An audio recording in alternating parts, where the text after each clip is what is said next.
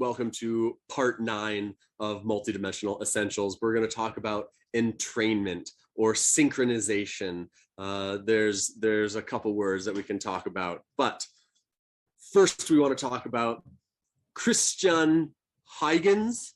He's a Dutch guy. I don't totally know how to pronounce his name. Christian Huygens is what we're going to go with.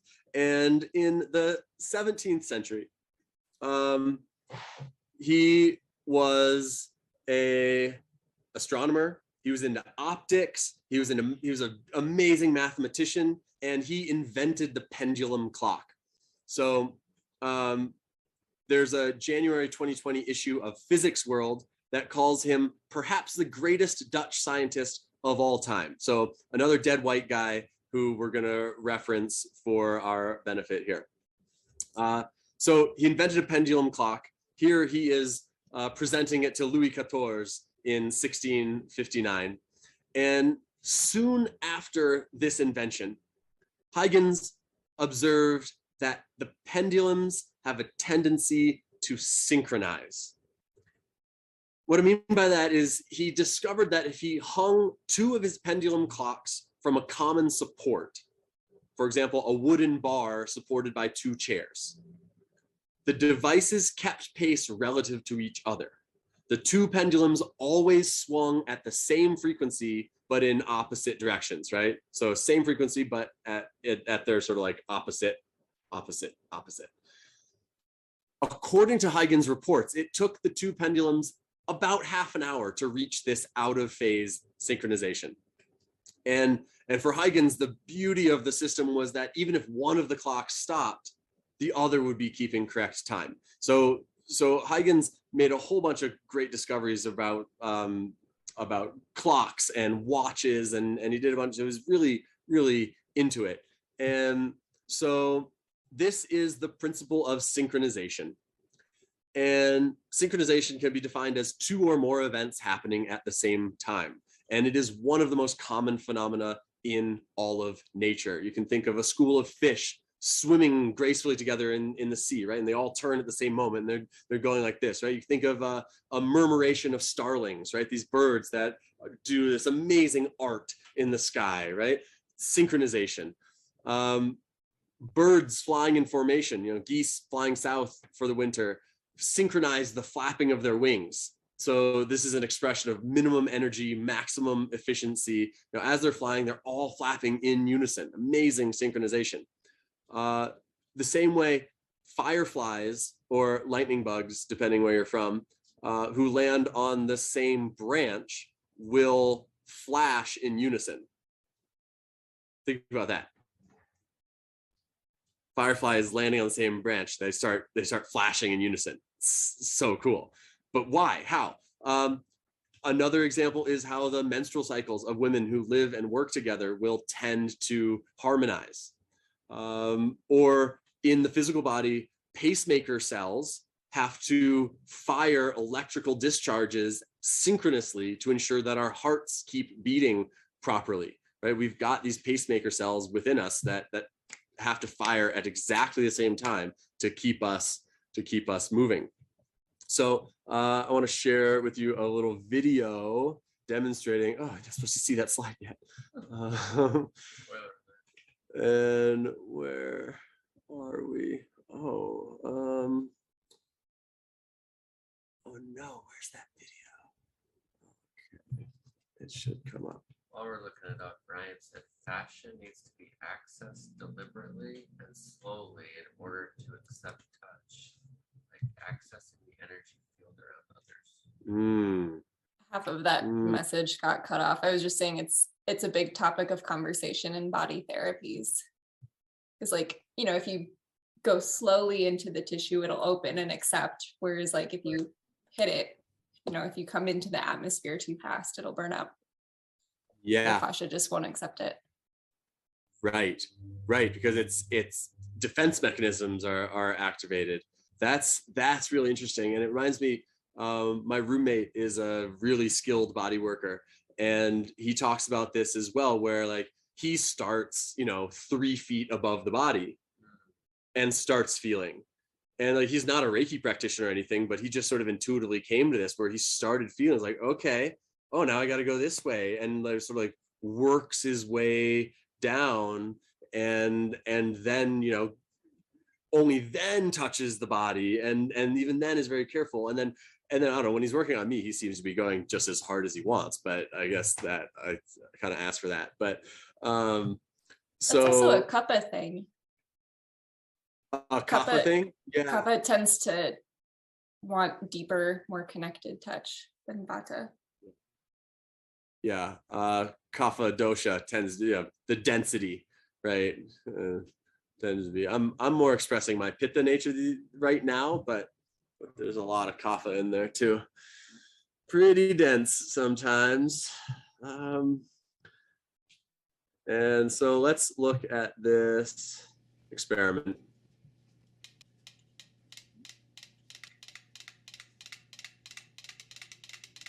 So these metronomes are not set necessarily to the same pace, but here they are. They spontaneously self-organize. They're all in exact synchronization or asynchronization, or will become that way, right? Here they're all, you see them starting to line up.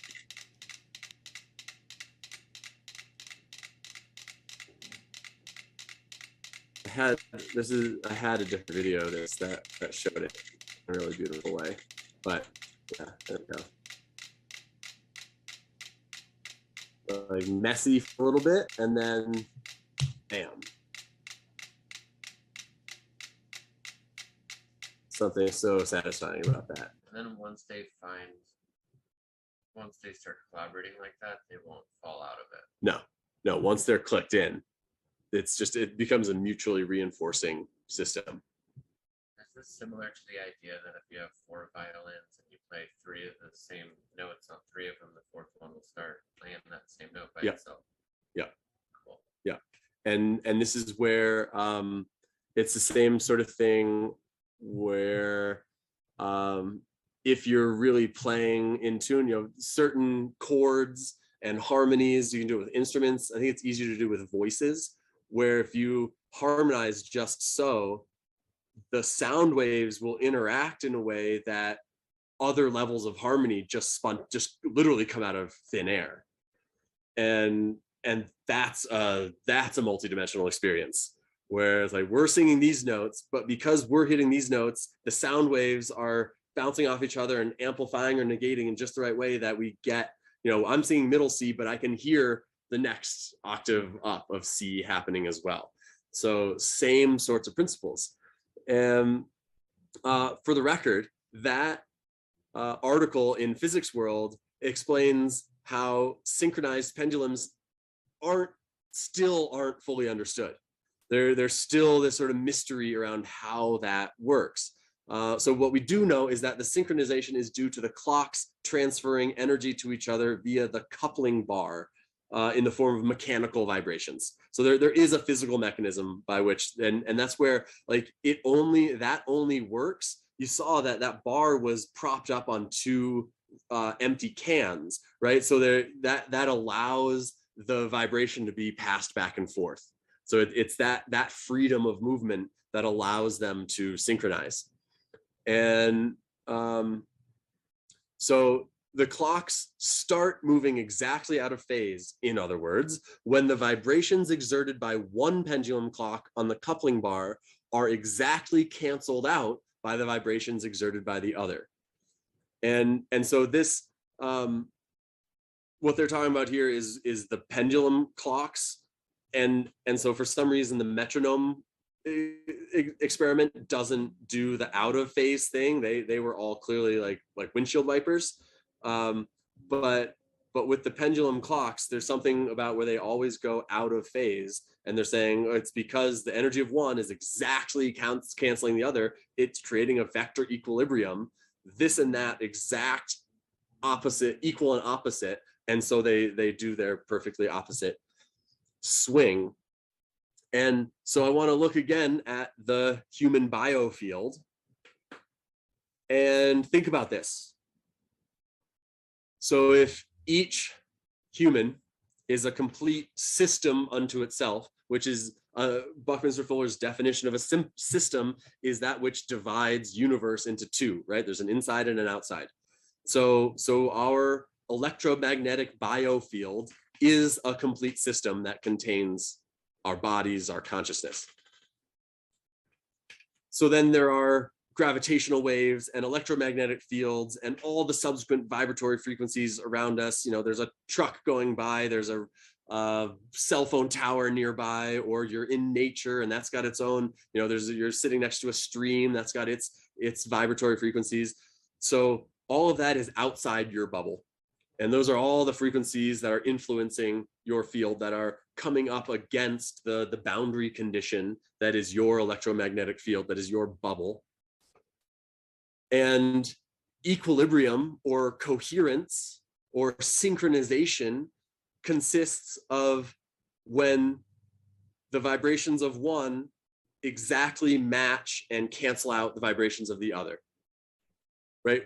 And I said this earlier, how that's the way noise canceling headphones work, right? If you've got noise canceling headphones, they've got a little sensor and they listen to the vibrations coming in, and then they generate an equal and opposite frequency and they put it out right around your ear. And that's why all the sound around you gets muted in this really nice way. So that's a simple example, but let's think about how that applies to, for example, meditation. And what is a state of meditation? That sense of stillness and peace and quiet and calm, the sort of like the eerie quiet at the center of in the eye of the storm, right? Like the eye of the storm is just the middle of the spin, right? The tornado is going all around and radiating energy out chaotically in every direction, but in the very center, there's peace and quiet and calm. And so if you can be at the center of the storm of your own field, your own electromagnetic spin, the swirl of your own emotions and the thoughts going out this way, if you can sit in the center of that and then practice matching the vibration that you're putting out with the vibration that's coming in, and having that be a perfect cancellation right at the boundary condition of your field, that's a recipe for a really deep meditation and a really profound level of harmony and integration with the world around you. And of course, this is where you get to be the skillful free will operator of your field, where sometimes you want to match the energy of your field. Sometimes you want to counterbalance it, right? Sometimes you may want to actually like amplify the frequency of what's around you, right? Like if you're in a beautiful place in nature, you may want to like, yeah, let that permeate.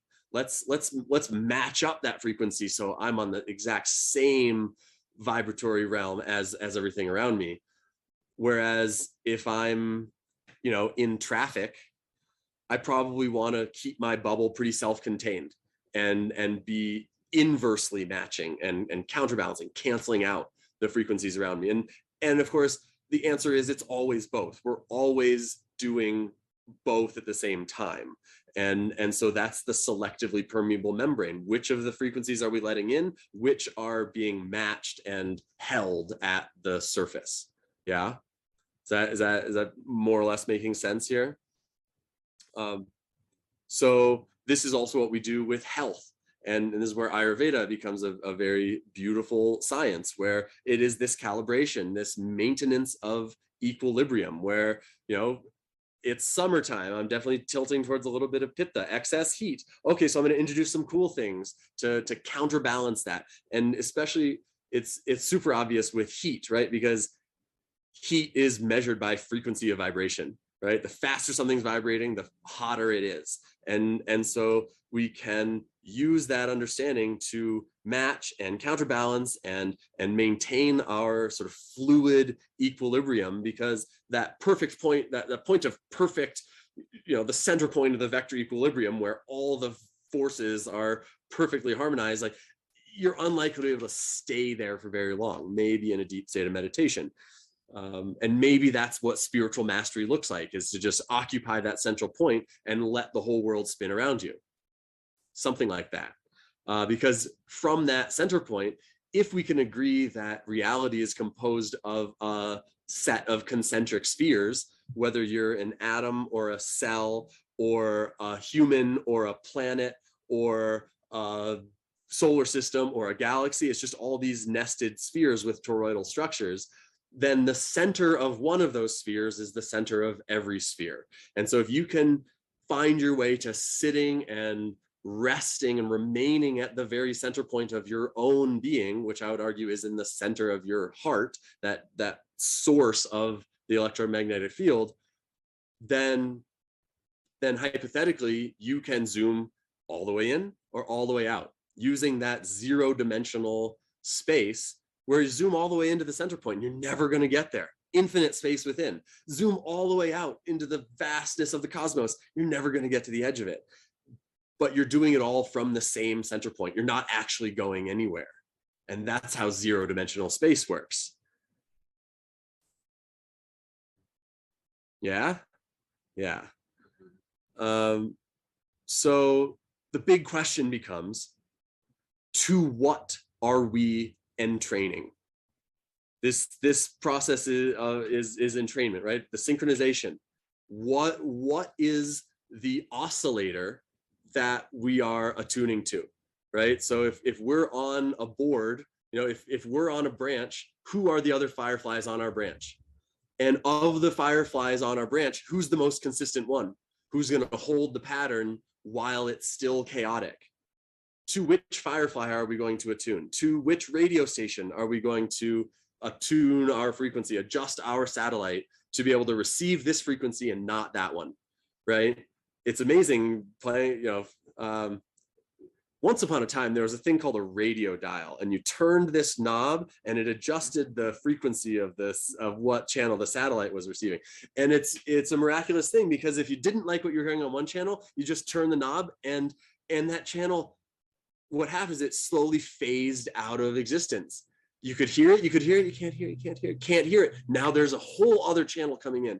And isn't this a powerful tool potentially for mental health, for looping thoughts, for being stuck in the same old pattern, the same old relationship dynamics, the same old self-destructive patterns? We should just turn the radio dial. If we have the skill, if we have this information, if we understand how all of this works. So we're gonna look at that a little bit more next. And so, yeah, we're gonna go into this question of what is the most powerful vibratory source available to us. And the answer is that it's the heart. The heart is the natural source. But I would ask rhetorically, how many humans are habitually attuned to their brain instead, right? How many of us tend to be more connected to our thoughts than our emotions, or the sort of spaciousness that's available to us within the center of our own field? And so we can use the breath. Well, we're going to talk about this in the next session, but when we entrain to the heart, all the cells and tissues of the body start to vibrate in harmony. And this is what the Institute of Heart Math calls coherence. And this has all sorts of physiological and psychological benefits that are greater than the sum of the parts.